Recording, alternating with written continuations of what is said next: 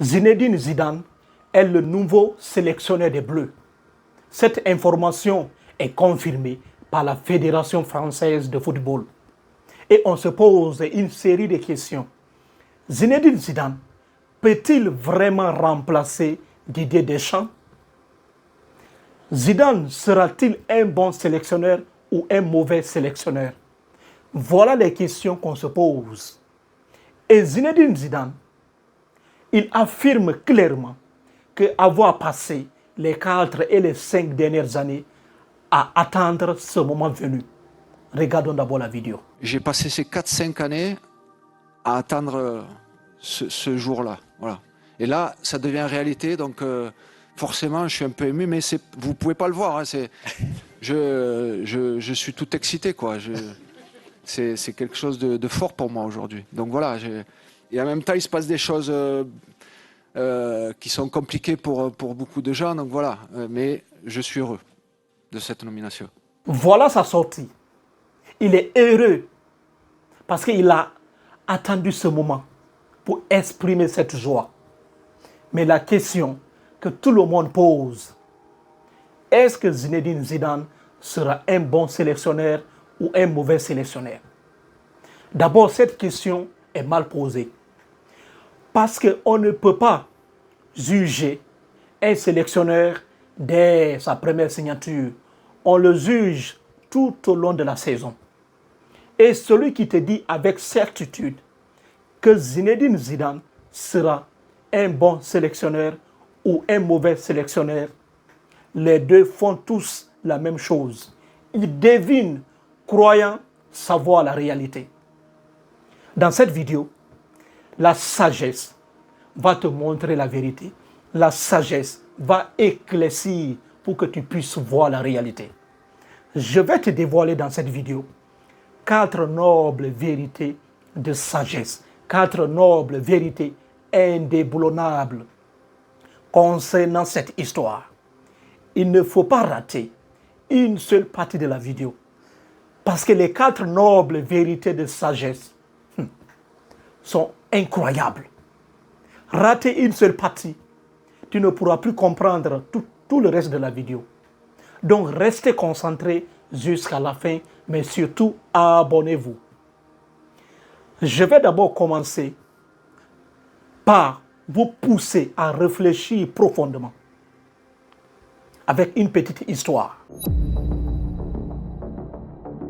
Un navire changea de capitaine.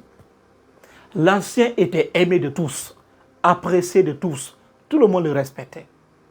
Mais le nouveau capitaine qui arriva, tout le monde le regardait avec un visage froissant. Les gens ne l'appréciaient pas. Le premier jour, la mer calme.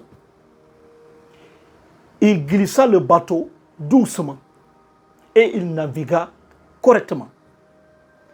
L'équipage criait: oh, le nouveau capitaine, il est bon. Quel travail, il est excellent. Il a bien navigué. Le deuxième jour, face à la tempête, le nouveau capitaine, il manœuvra le navire à sa façon qui était différente de son prédécesseur. L'équipage criait: idiot, imbécile, pourquoi tu as fait ça? L'ancien n'aurait dû pas faire comme ça. Un vieux sage qui avait observé l'équipage crier de cette façon, il dit: vous êtes tous des idiots. Le matin, vous avez applaudi le nouveau capitaine. Le soir, vous êtes encore là à le démolir, à le critiquer, à le traiter d'imbécile, d'idiot. On ne juge pas un capitaine dès le premier jour lorsque la mer est calme ou bien lorsqu'il y a une première tempête. On le juge tout au long de la saison, tout au long du voyage. Voilà d'abord une petite histoire que j'ai voulu partager avec vous avant de plonger profondément dans la vidéo. La sagesse est comme un vent doux qui ravive le feu sacré de la vie. Je ne suis ni détenteur de la vérité, ni détenteur de la sagesse. Je suis un éveillé qui essaye de voir correctement le monde, car le monde est aveugle. Et très peu de gens arrivent à voir correctement si tu n'es pas éveillé. Plongeons maintenant dans le cœur même de la vidéo. Voici les 4 nobles vérités de sagesse à méditer profondément. La première noble vérité de sagesse à méditer profondément. On ne remplace jamais son prédécesseur, mais plutôt on le succède. Et le successeur sage ne cherche jamais à être son prédécesseur. Il essaie juste de rester pleinement lui-même. Voilà la première vérité de sagesse, l'une des vérités les plus nobles qu'on va détailler.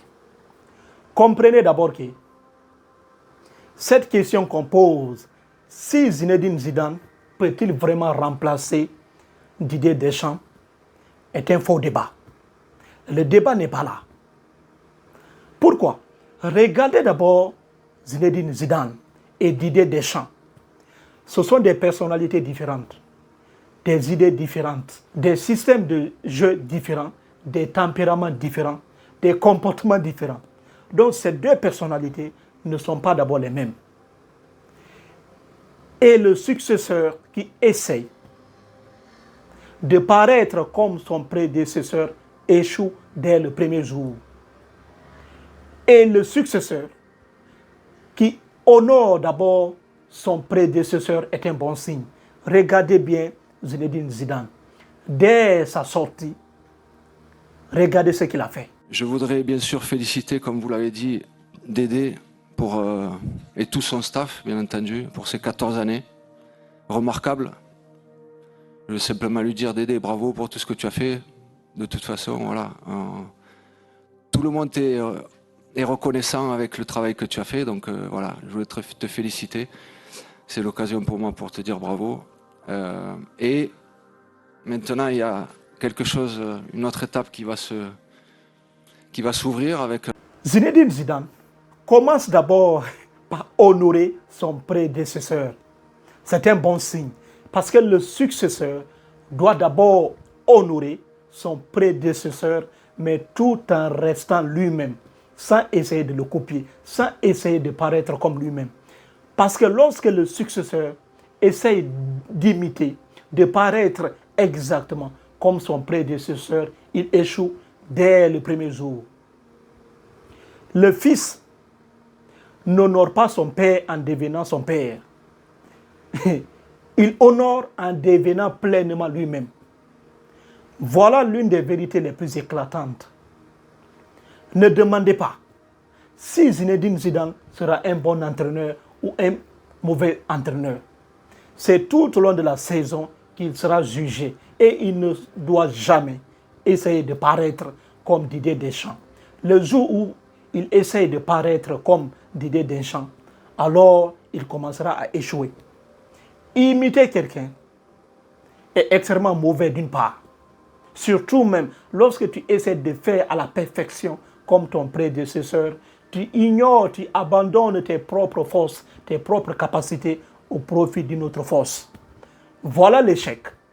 Donc Zinedine Zidane ne doit jamais essayer de paraître comme Didier Deschamps, avec le même système. Il doit rester Zinedine Zidane. Zidane doit rester Zinedine Zidane et non pas Didier Deschamps. Voilà la première noble vérité de sagesse à méditer profondément.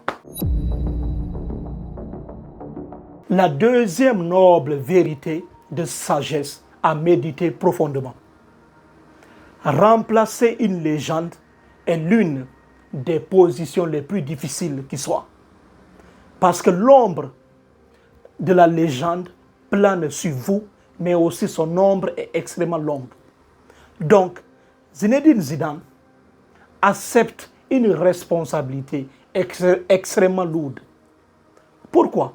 Parce que Didier Deschamps vient de passer 14 années à la tête des Bleus, avec un parcours exceptionnel couronné par une Coupe du Monde.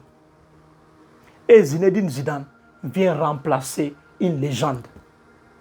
Zidane, s'il essaye de vouloir égaler Didier Deschamps, de vouloir faire à la perfection comme Didier Deschamps, il perdra tout le temps sur le terrain. Il doit rester pleinement lui-même. Parce que à chaque fois qu'il aura un faux pas, à chaque défaite, les gens essayeront de lui dire on avait commis une erreur, il fallait laisser Didier Deschamps. Didier Deschamps ne ferait pas ceci, ne ferait pas cela. Quelle mauvaise combinaison. Donc, chacun essayera de le critiquer. Chacun essayera de faire une comparaison avec son prédécesseur. Et Zinedine Zidane doit rester pleinement lui-même. Comme Sénèque le disait toujours, ne laissez pas l'opinion des autres perturber ta paix intérieure. Parce que les gens vont te critiquer. Et les gens vont critiquer Zinedine Zidane tout au long de son contrat. Chaque faux pas, les gens vont murmurer. On a commis une erreur. Il ne fallait pas faire ceci. Quelle mauvaise combinaison. Donc, c'est une vérité éclatante que Zinedine Zidane doit entendre. De plus, Didier Deschamps, il a un parcours exceptionnel, mais pas aussi comme on le pense. Il a gagné la Coupe du Monde, mais vers la fin, c'était vraiment désastreux. Il a perdu la demi-finale face à l'Espagne.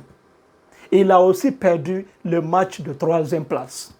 Donc, cette lourde responsabilité qui plane sur Zinedine Zidane n'est pas aussi extrêmement lourde comme on le pense, parce que son prédécesseur n'a pas été extrêmement parfait comme on le pense. Il a aussi connu des humiliations.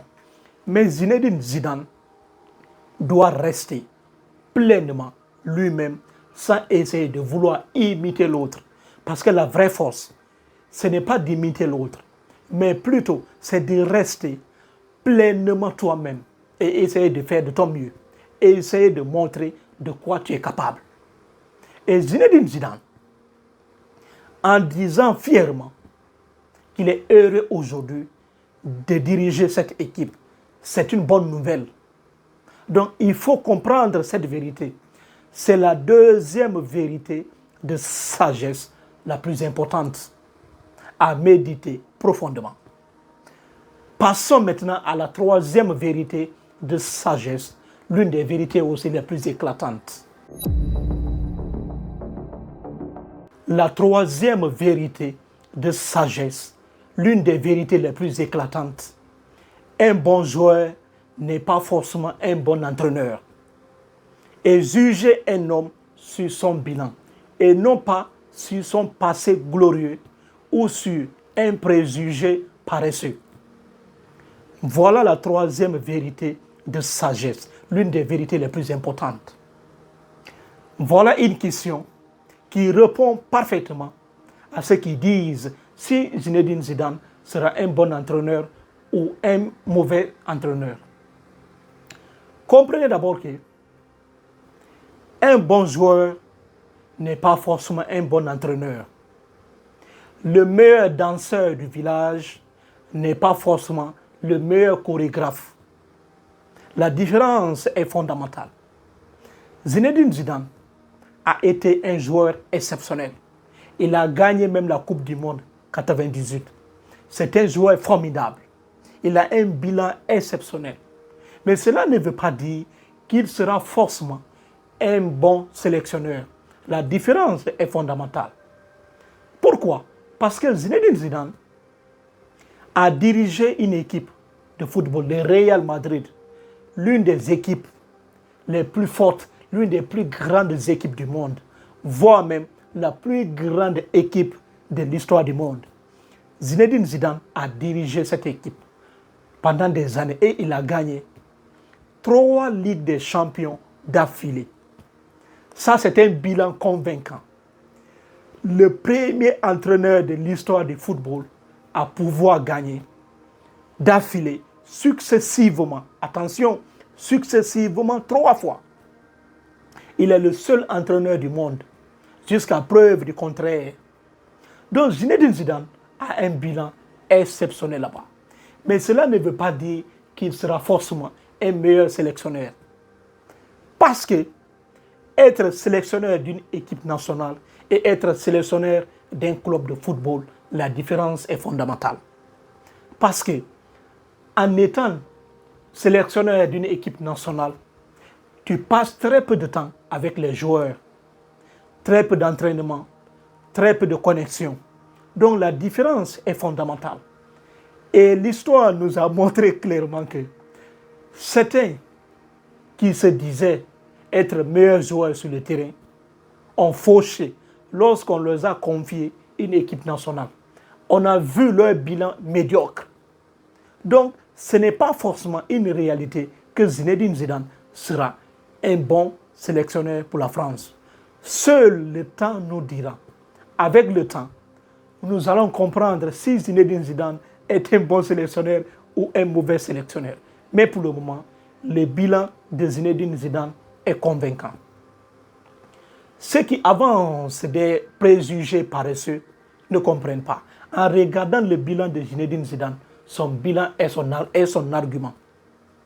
Et il y a aussi un indice qui prouve clairement que Zinedine Zidane pourrait devenir peut-être un grand entraîneur, un grand sélectionneur des Bleus. Pourquoi? Parce que beaucoup de joueurs des Bleus l'admirent. Kylian Mbappé admire d'abord Zinedine Zidane. Ce qui prouve qu'il y a une cohérence, il y aura une cohérence totale dans le vestiaire. Donc ce sont des indices qui prouvent peut-être que Zinedine Zidane sera un bon entraîneur. Mais la sagesse ne peut pas trancher directement. Et celui qui tranche, il t'a menti. Voilà la troisième noble vérité de sagesse, la plus éclatante à méditer profondément. La quatrième noble vérité de sagesse à méditer profondément, la vérité la plus noble. Nul ne peut affirmer avec certitude que Zinedine Zidane sera un bon sélectionneur ou un mauvais sélectionneur. Seul le temps nous dira s'il est bon ou mauvais. Voilà la vérité la plus haute que tout le monde doit entendre. Ceux qui disent que Zinedine Zidane sera un bon entraîneur, un bon sélectionneur ou un mauvais sélectionneur doivent entendre cela. Parce qu'il y a des indices, comme je l'ai dit. D'abord, Zinedine Zidane a été le héros de 98. Et lui-même, il le dit. Zinedine Zidane a été l'un des meilleurs joueurs de l'histoire de France, l'un des meilleurs joueurs français. Avec l'entourage d'aujourd'hui, avec l'équipage d'aujourd'hui et aussi les joueurs qui l'apprécient énormément. Parce que le succès dépend de la cohésion interne. Et aujourd'hui, beaucoup de joueurs l'admirent au sein des Bleus. Ça, ce sont des indices qui prouvent que Zinedine Zidane sera peut-être un bon sélectionneur. Et vu aussi son parcours, surtout, ne jugez pas le premier capitaine dès le premier jour.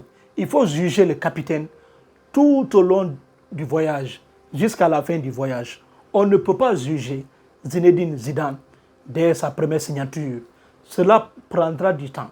Jusqu'en 2030, le temps nous jugera. Le temps dira si Zinedine Zidane est un bon sélectionneur ou un mauvais sélectionneur. Mais il y a 3 leçons dans cette partie que je vais partager. La première des choses que Zinedine Zidane doit comprendre: honorer ton prédécesseur, mais n'essayez pas de paraître comme ton prédécesseur. N'essayez pas de l'imiter. N'essayez pas de faire à la perfection comme lui. S'il essaie de faire ça, il va échouer. La deuxième chose que je vais affirmer: ne regardez pas la foule. Ne laissez pas la foule définir votre destin. Ne laissez pas la foule définir votre paix intérieure. Votre paix intérieure ne doit pas être perturbée par ceux de l'extérieur. Soyez focus, concentré sur votre jeu avec votre propre système de jeu. C'est extrêmement important. La troisième des choses que je dois aussi dire, c'est le système de Zinedine Zidane. il doit avoir son propre système. Parce que l'équipe de France, on a vu clairement que dans certains matchs, ce n'est pas de cette façon que l'équipe de France doit jouer et gagner. On a vu avec l'Espagne comment l'Espagne a imposé son système de jeu. Et la France a un même système de jeu que l'Angleterre. La France doit avoir un système de jeu extrêmement fort. Et Zinedine Zidane doit créer son propre système de jeu, non pas imiter, non pas se comparer à Didier Deschamps. Voilà la quatrième noble vérité de sagesse que j'ai voulu partager avec vous. Après avoir écouté la vidéo jusqu'ici, laissez-moi en commentaire ce que vous en pensez parce que j'ai vraiment hâte de vous lire. Surtout, abonnez-vous massivement. Si cette vidéo vous a plu, laissez un like, un cœur. Cela va me donner le courage à continuer. Merci et merci. On se retrouve dans une prochaine vidéo.